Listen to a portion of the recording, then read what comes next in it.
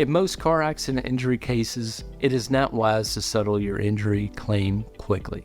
However, if you sustain significant injuries such as broken bones, a head injury, or if you're paralyzed, or if your loved one died in a car accident and you are pursuing a wrongful death claim on behalf of your deceased loved one, it is highly recommended you send a written demand that the other driver's insurer pay the insurance policy limits very early on in the case, shortly after the accident.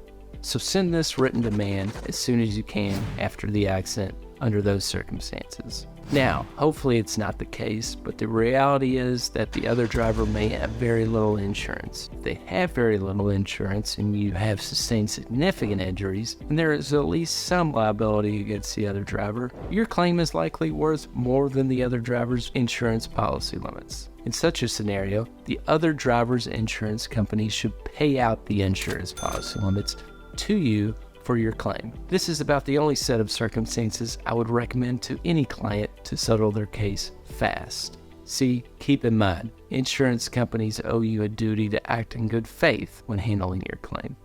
The insurance company also has a duty to protect their insured driver from getting a judgment against them in excess of the policy limits. So if you have a case where you sustain significant injuries, send a demand in writing asking that the other driver's insurance company make you an offer in the amount of their insured's policy limits. The other driver's insurer, in response, offers you the policy limits. I'd recommend that you then send the insurer a proposed affidavit for their insured to sign and have notarized, confirming they have no other insurance applicable to the accident that would apply. So for example, if the other driver was working and acting within the scope of their employment, their employer's insurer may be responsible for paying out to you. Or it could be the case that the other driver had an umbrella insurance policy that applies to your claim and would kick in to pay you even more money. So get an affidavit confirming there is no additional insurance coverage to pursue before you settle for the policy limits.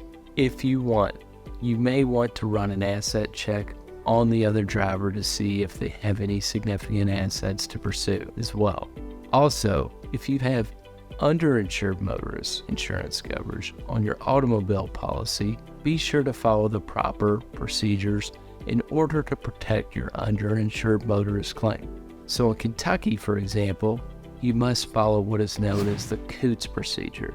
Many other states have similar procedures that must be followed to protect your underinsured motorist claim. Now, if you have suffered just soft tissue, neck, or back pain following an accident, your claim still likely has some value, and I'd still likely recommend you consult with an attorney about your claim.